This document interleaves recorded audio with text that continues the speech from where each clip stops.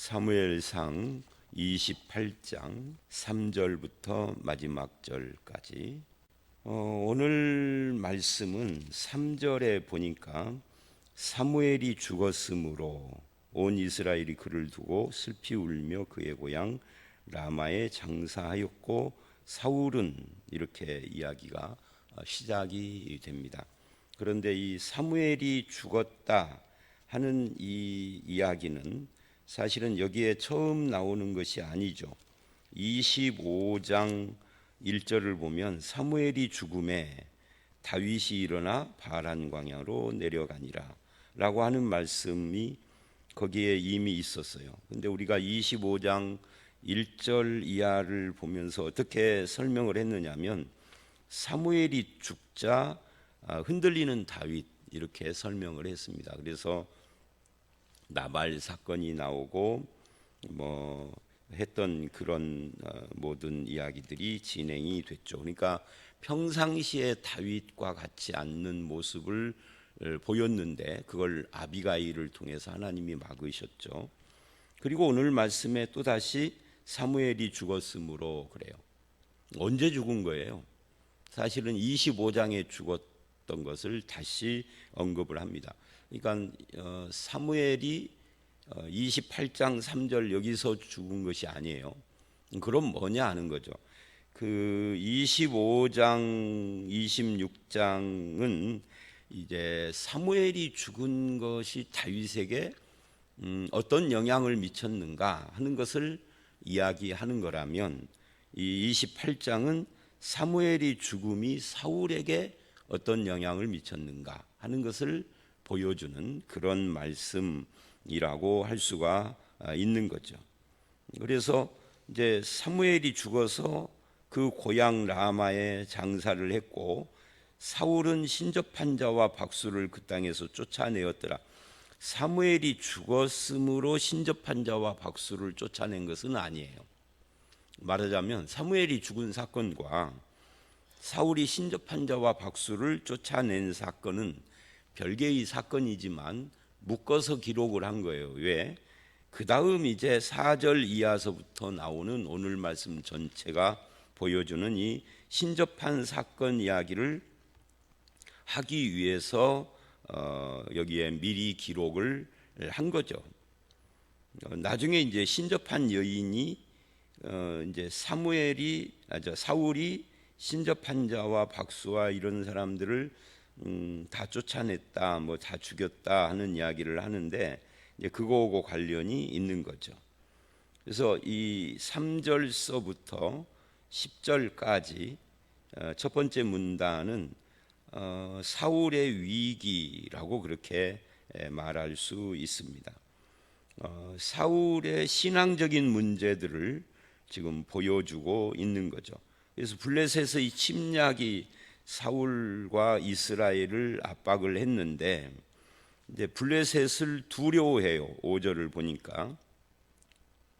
그래서 크게 마음이 떨렸다라고 5절은 이야기를 합니다.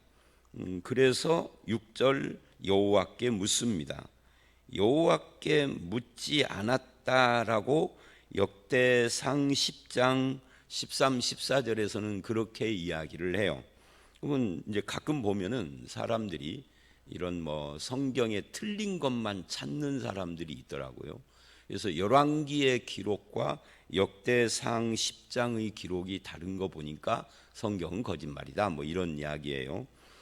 그러나 이런 것을 알아야 돼요. 열왕기의 기록과 역대상의 기록뿐만 아니라 모든 인간들의 기록이라는 것은 기록하는 사람이 어떤 입장을 가지고 기록했느냐에 따라서 기록의 차이가 조금씩 있습니다. 이 역대상은 그 사울이 애초부터 하나님께 묻지 않았다를 말하는 것이 아니라 결과적으로 하나님께 묻지 않고 신접한 여인에게 물었다 하는 것을 말하는 거니까 앞에 자질구레한 이야기를 쫙 축약을 해서 쓴 거예요. 왜? 역대상하는 열왕기 상하와 사무엘 상하 이 네 권의 책을 두 권에다가 요약해 놓은 거나 마찬가지니까. 그리고 쓴 방향도 그 기록의 방향도 다르고, 그래서 굉장히 축약되어 있는 형태로 기록을 할 수밖에 없으니까 뭐 자질구레한 사항들은 다 빼버리고 결론적인 이야기만 한 거죠. 하나님께 안 묻고 신접한 여인에게 찾아가는. 근데 열왕기는 이제 그거를 약간 펼친 거죠. 애초부터 안 물은 게 아니라 하나님께 물어도 하나님이 대답을 않고 하나님께서 아무 반응이 없었다. 그래서 사울이 신접한 여인을 찾았다. 이렇게 조금 더 자세한 이야기를 하고 있는 거죠. 하나님이 응답을 안 합니다. 물어도, 꿈으로도 우림으로도 선지자로도. 꿈이야 뭐 설명이 필요 없을 것 같고요. 우림으로도라는 것은 이제 제사장들하고 관계가 된 거죠.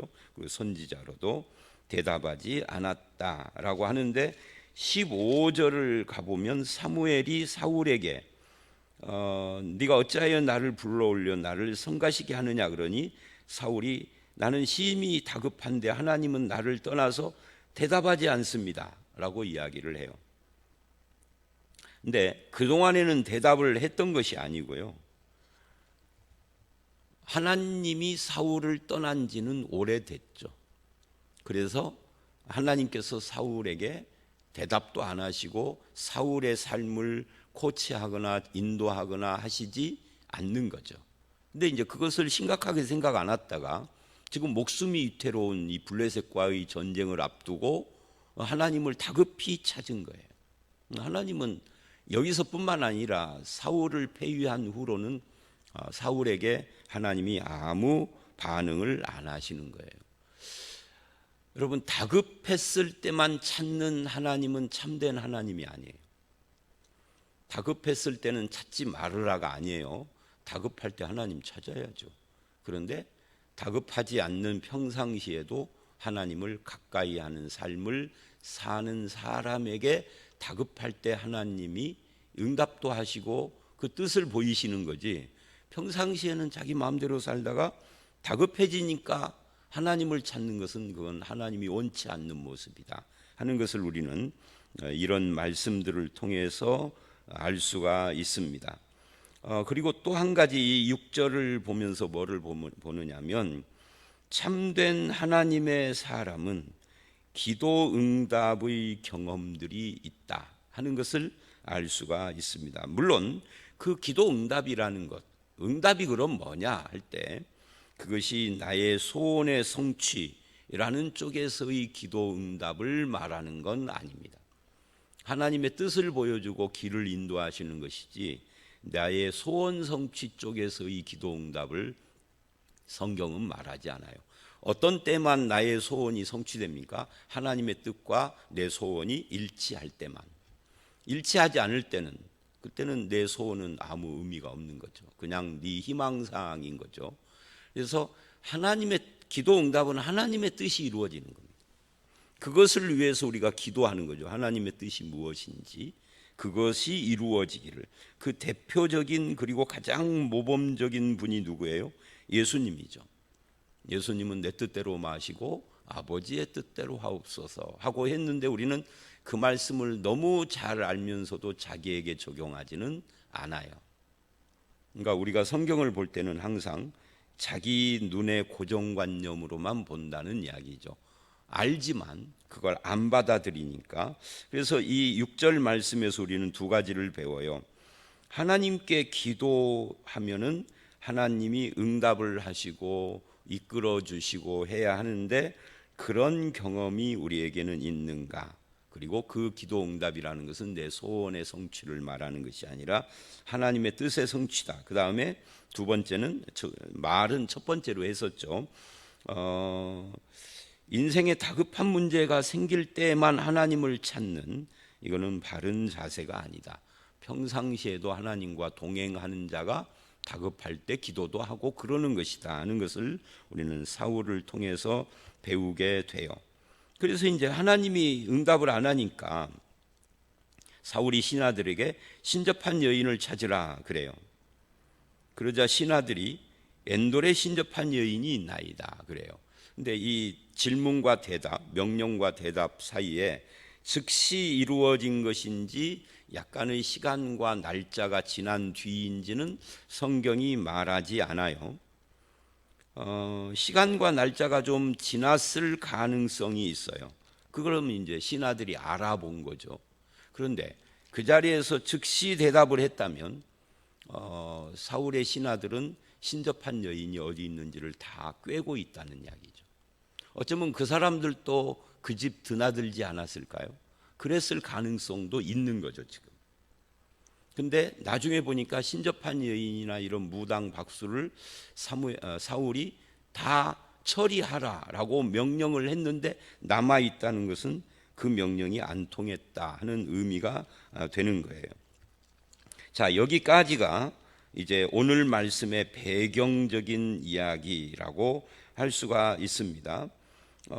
그리고 이제 신접한 여인을 다 죽여라라고 스스로 그렇게 명령을 했는데 그것을 다시 찾는 이 사울의 모습을 보면 중요한 것은 이 사울이 가지고 있는 하나님에 대한 이 신관이라고 하죠. 사울은 어떤 하나님을 믿었는가를 우리가 이 명령과 신하들의 대답 속에서 엿볼 수 있는데, 그 사울이 믿은 하나님은 결국은 내가 편안할 때는 별 필요 없다가 나에게 어려운 문제가 생기면 문제 해결을 해줄 존재로서의 하나님을 믿은 거예요. 나를 위로해 줄 존재, 문제를 해결해 줄 존재로서의 하나님은 성경이 말하는 바른 하나님이 아니에요. 결과적으로는 문제가 해결되고 결과적으로는 위로를 받죠. 그것이 없는 거 아니에요. 그런데 하나님이 누구냐 할 때는 문제 해결사가 아니에요. 상담자가 아니에요. 그 전에 내가 믿고 그 뜻을 순종해야 할 존재인 거죠. 그러니까 그런 쪽에는 관심이 없는 거예요. 그러다가 문제가 해결되고 위로를 받고 이런 것만 하는 거죠. 그런데 이렇게 놓고 보면은 내 문제를 해결해주고 위로를 받게 해준다면 그게 반드시 여호와 하나님이 아니어도 상관없는 거죠. 그러니까 신접한 여인으로부터 해결받고 위로를 받으면 괜찮은 거죠. 그것도 정책적으로는 그들을 죽이고 쫓아내고 했지만, 그러나 자기의 문제를 해결해 준다면 뭐 무당도 상관없다. 신접한이라는 말은 무당을 말하는 겁니다. 신접이니까 신이 내 속에 들어왔다 하는 이야기입니다. 그러니까 무당을 말하는 거예요. 예를 들면 역대 우리나라의 대통령 중에도 뭐 역대 대통령들이 불교인도 있었지만 기독교인이나 천주교인들이 있었잖아요. 근데 그 불교 믿는 사람들은 빼놓고, 그 사람들은 뭐 하나님과 상관없으니까 천주교를 믿은 김대중 씨나 개신교인인 김영삼 씨나 뭐 이명박 뭐 이런 사람들이 있었고, 뭐 문 대통령도 천주교인이죠. 근데 이 사람들이 사실은 누구죠? 윤석열 대통령 이름도 윤석열 대통령만 무속인을 가까이 하는 건 아니에요. 따지고 보면 두 김씨도 무속인 가까이 했어요. 장로였던 김영삼 씨도 무속인 가까이 했어요. 심지어 후보 시절에 공약도 하고 실제로 대통령이 되고 실천한 것 중에 하나가 무속인들의 연합체를 만들어 준 거죠. 누가? 김영삼 씨가. 장로였는데도. 그 경신협회라고 그래요. 근데 지금은 이름을 바꿨는지 바꿨다는 말도 듣고. 그러니까 그 전에는 무속인들은 다 뿔뿔이 각각 활동을 했어요. 뭐 라인이야 자기들끼리 있었겠죠. 라인. 뭐 힘받는. 그런데 전체가 하나의 협회나 단체로는 없었어요. 근데 김영삼 씨가 만들어줬어요. 그래서 무속인들이 다 찍어줬죠.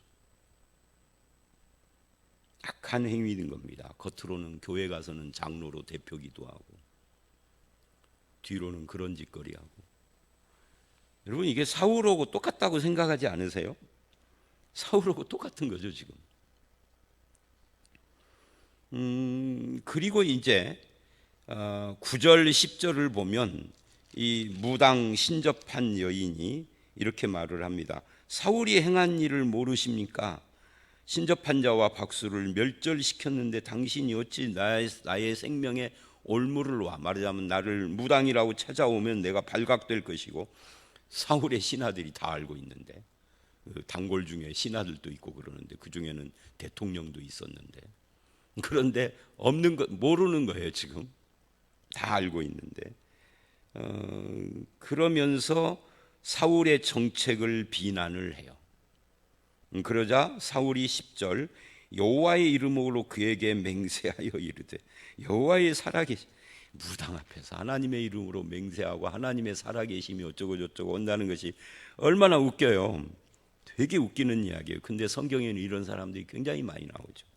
우리도 마찬가지입니다. 늘 여호와의 이름, 하나님의 이름 성경 구절을 입에 올려놓고 사는 그것이 신앙은 아니다는 것 제가 너무 많이 새벽 시간에 너무 자주 이야기를 하죠. 말씀에 나오니까 하나님께 순종하지 않고 하나님의 뜻과 인도와 원리를 따라서 행하지 않고 하나님의 이름만 부르는 것은 신앙과 아무 상관없습니다. 무관한 거예요. 그래서 이제 11절로 14절, 이제 오늘 말씀의 최고의 이슈, 문제가 나옵니다. 신접한 여인이 뭐를 해요? 사무엘의 영을 불러 올립니다. 신이 땅에서 올라왔다라고 말을 해요. 여러분 유초등부 아이들에게 질문하듯 질문해 볼까요? 하나님은 어디 계시죠? 성경적 표현으로 하나님은 어디 계시나요? 하늘에 계시죠. 조금 더 나가서 신학적으로는 하나님 어디 계시죠? 아니 계신 곳이 없죠. 조금 더 나아가면 하나님 어디 계시죠? 내 안에 계시죠. 성경은요, 하나님이 계신 곳을 표현을 할 때 세 개로 표현해요. 하늘에 계시는, 그래서 하늘에 계시는 우리 아버지여, 주기도문 그러잖아요. 예수님이 그렇게 기도하라고. 이 하늘은 스카이 스페이스 같은 공중을 말하는 게 아닙니다. 그래서 사탄 마귀를 이야기할 때는 공중 권세 잡은 자 이러잖아요. 그러니까 하늘에 계신 하나님의 하늘과 공중은 의미가 다른 거예요. 공중은 지구라는 땅을 포함한 넓은 의미에서 땅인 겁니다. 근데 여기서 이 사울의 영이 땅에서 올라왔다 그래요. 영이 땅에서. 자, 이게 뭐가 중요하냐면 땅에서 올라온 것은 하나님과 아무 상관도 없고 그건 사무엘이 아니에요. 거짓 영인 거죠. 그래서 사울이 물어봐요. 사무엘을 불러 올려라. 그래서 사울에게 당신이 어찌하여 나를 속이셨나이까? 당신이 사울이십니다. 두려워하지 말라. 네가 무엇을 보았느냐? 그러니까 요 사이에 생략된 것이 있습니다. 뭐가 생략돼요? 우리나라의 무당 같으면 이 사이에 뭔가를 손에다 들고 막 부들부들 떨며 막 길길이 뛰고 난리를 치는 한 30분에서 1시간 정도 그런 과정이 있었겠죠. 우리나라 무당 같으면.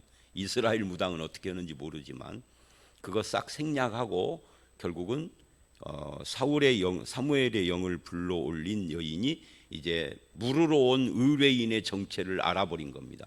왕이라는 것을. 그러니까 사울이 13절에 두려워하지 말라. 무엇을 보았느냐 해요. 자, 이게 참 중요합니다.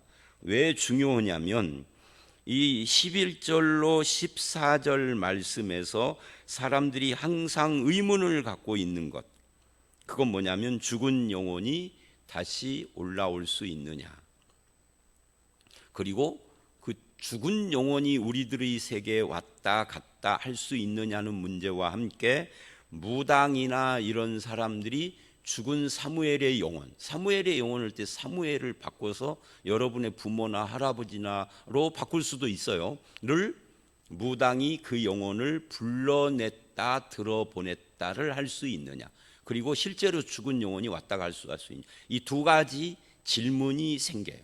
그리고 이 본문은 그것이 가능한 것처럼 말을 합니다. 근데 이때 우리가 이거를 확실히 해야 돼요. 그 뭐냐면 성경을 자세히 읽어야 한다. 너무 쉬운 대답인가요? 성경을 슬쩍 읽지 말고 자세히 읽어야 한다 하는 원칙을 확실히 해야 합니다. 그래서 통독이 주는 위험성이 있습니다. 통독은 뭐죠? 그냥 쫙 읽어가는 거죠. 생각 없이 쭉. 오늘은 10장 읽을 거야.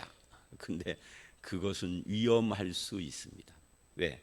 이 말씀을 읽고 죽은 영혼도 불러낼 수 있구나. 죽은 영혼이 이 땅을 왔다 갔다 할 수 있구나 라고 생각해 버리니까.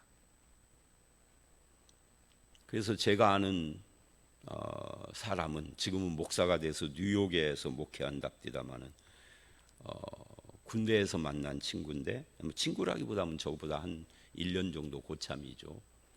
영혼을 막 불러내 가지고 기도하고 영혼끼리 싸움도 시키더라고.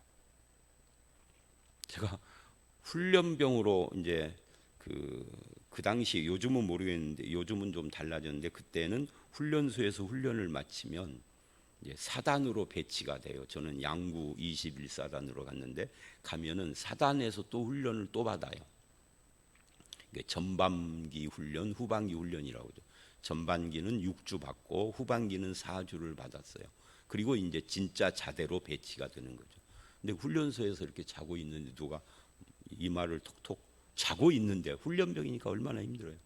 톡톡 이렇게 봤더니 그 훈련소 조교, 고참이죠. 우리는 2등병인데 걔네들은 1등병, 상병, 그러니까 고참이죠.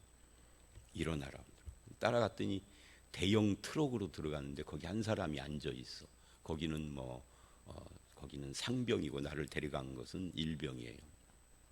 근데 둘이 내 옆에 나를 가운데다 앉히고 따거더니 내가 아는 목사 이름을 대라. 그래서 내가 다니던 교회 목사 이름을 댔죠. 그랬더니 상병이 일병에게 눈짓을 하면서 해봐 그러더라고. 일병이 막 기도를 하더니 느껴져요. 이렇게 셋이 이렇게 딱 앉아 있으니까 느껴지죠. 어느 순간 몸이 딱딱하게 굳더라고요. 입신에 들어간 거예요. 여러분 입신 아세요? 저는 입신 체험 무지하게 많이 했습니다. 그래서 저는 신비주의를 그래서 신뢰를 안 해요. 제가 많은 체험을 했기 때문에 입신을 했습니다. 한참을 그 상태로 있더니 깨어났어요. 그러니까 상병이 묻더라고요. 어떠냐? 이 말을 하는데 제가 말한 목사의 영혼을 불러내고 자기들이 아는 자기들이 상병인가 누군가가 사귀는 여자가 있어요. 그 신용산 교회라는 교회를 다녔었는데 서울에 그 여자의 애인이죠. 말하자면 영혼을 불러내서 내가 말한 목사의 영혼과 이 영혼을 둘을 싸움을 시켰대. 그런데 너네 목사도 세긴 센데 안 되더라 그러더라. 너무 신기한 거잖아요. 22살짜리가. 입신하는 것은 내가 많이 봤는데 영혼을 불러내서 싸움시키는 건 처음 봤어. 너무너무 신기하잖아요. 그 시절에 저도 나도 영혼을 막 불러내고 천국으로 왔다 갔다 하는 입신도 오고 막 그런 신앙이었거든요. 근데 부대로 와가지고 곰곰 생각해보니까 이건 뭐 좀 이상해. 아니 안 믿는 사람도 아니고 믿는 목사하고 믿는 여자하고 왜 쌈 붙여? 그리고 영혼을 불러내서 이게 뭔가 좀 이상한 거예요. 그때부터 제가 신앙이 조금씩 그 신비주의에서 그 사건 이후로부터 확은 아닌데 조금씩 달라지기 시작하는 거예요. 그 친구가 미국에서 목회하고 있다고 하더라고요. 어떻게 하는지를 모르겠어요.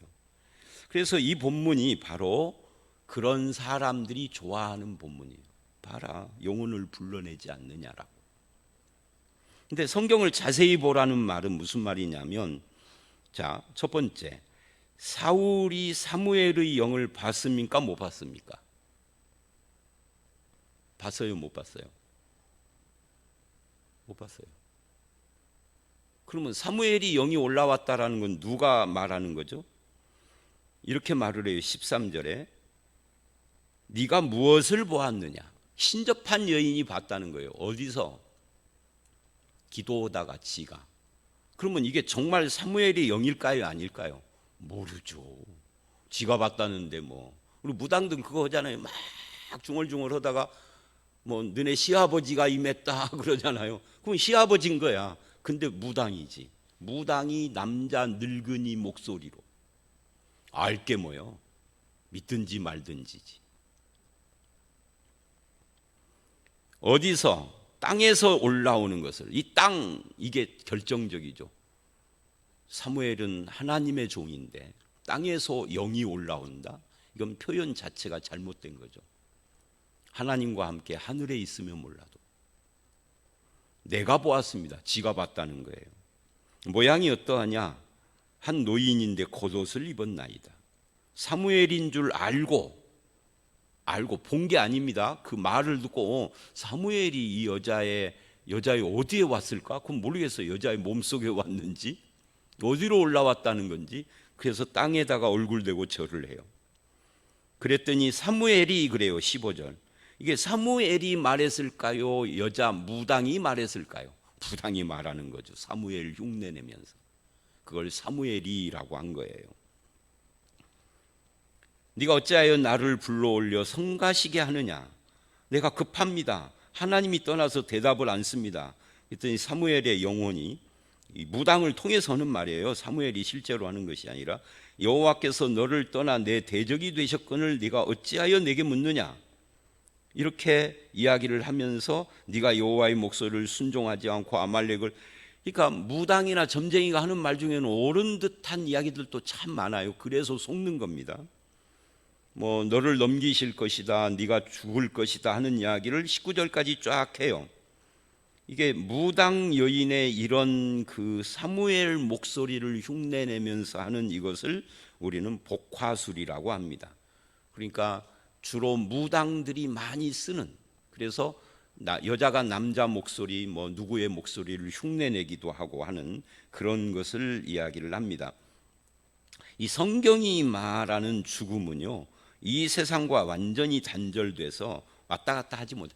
예수님께서 누가복음에 나사로 비유 나오잖아요.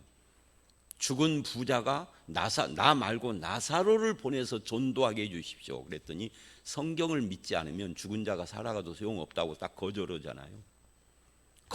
그때의 이 신약의 원칙이 구약에서는 다르나요? 아니죠. 성경은 전체가 원칙이 같아. 그래서 죽은 영혼은 왔다 갔다 할 수 없습니다. 자, 그런 의미에서 오늘 이 사건은 거짓인 거죠. 거짓말, 무당에 의해서. 그래서 하나님이 아닌 사람의 영혼이 하나님이 아닌 무당에 의해서 조종된다는 것은 있을 수도 없고, 그거는 하나님께 대한 도전이에요. 결국 사울이 그 절을 한 사무엘의 영은 거짓입니다. 사탄의 장난이라고 할 수 있습니다. 다만 신기한 일이고 신비한 일이고 영적인 능력이라고 생각을 해서 맹목적으로 추종하는 것은 신앙인의 잘못된 자세다. 영적인 분별이 필요하다 하는 것을 우리는 여기서 정리를 해야 합니다. 근데 왜 사울은 영적인 분별이 떨어졌느냐? 다급해서. 15절에 나는 심히 다급하면은 하나님을 기다릴 여유가 없는 거죠. 하나님의 말씀을 따를 여유가 없고 해결사를 찾는 거죠. 해결책을. 여러분, 신앙을 해결사 찾는 것으로 하지 말아야 합니다. 오늘 말씀 나머지 이야기는 이제 그 뒤에 뭐 사울이 뭐 정신 차려서 지 길을 갔다 하고 마무리를 했으니까 별 의미가 없고요. 성경이 의미 없다 그러면 이상하지만 하여튼 마무리고요. 오늘 말씀 여기까지입니다. 그래서 오늘 말씀의 결론은 이거예요. 평상시에 하나님과 가까이 하며 동행해야 한다. 다급할 때 문제 해결로 하나님을 찾지 말아라. 그리고 신접한 여인이 불러온 영은 가짜지 진짜 사무엘은 아니다. 사무엘은 죽은 사람은 사무엘뿐만 아니라 누구도 왔다 갔다 할 수 없습니다. 우리들 가운데 죽은 사람 영혼을 뭐 만났다 불렀다 누가 왔다 하는 건 다 그건 사실이 아닙니다. 어떤 분들이 그런 말을 하죠. 예수를 믿어도 뭐 돌아가신 누구가 뭐 1년 만에 오셨어요. 뭐 그런 오셨어요. 오시긴 뭐가 오셔. 꿈속에서 지가 그냥 그렇게 한 거지. 꿈은 자기 생각의 반영인 것이지. 자, 그래서 신앙관을 말씀과 하나님의 뜻 위에 세우고 평시에 하나님과 동행하며 하나님이 함께하는 삶을 사는 사람은 다급할 때 다르다. 다윗은 사무엘이 죽고 다급해져서 실수는 했으나 하나님의 말씀 앞에 그냥 확 돌아서서 내가 잘못했다 하고 악을 선으로 갚잖아요. 그게 신자인 거죠. 여기까지입니다. 저와 여러분이 늘 하나님과 동행하는, 다급할 때 찾는 하나님이 아닌 평시에 동행하는 삶을 사시기를 주의 이름으로 축원합니다. 함께 기도하겠습니다. 하나님 아버지, 오늘 사울의 어리석음을 통하여서 우리가 신앙의 태도를 점검하기를 원합니다. 주님, 다급할 때의 하나님이 아니라 평시에 동행하는 하나님, 에녹처럼 늘 하나님과 가까이 하고 동행하며 말씀과 친하고 기도하는 그런 삶을 살게 하시고, 내 뜻대로 마시고 아버지의 뜻대로 하시라는 주님의 기도를 본받는 저희들이 되게 해 주시옵소서. 주님, 신기한 일, 신비한 일, 영적인 능력이 나타나는 일이라면 맹목적으로 추종하는 어리석은 신앙 자세를 내려놓게 하시고 진리 따라 사는 우리 모두가 되게 하여 주시옵소서. 예수님 이름으로 기도드렸사옵나이다. 아멘.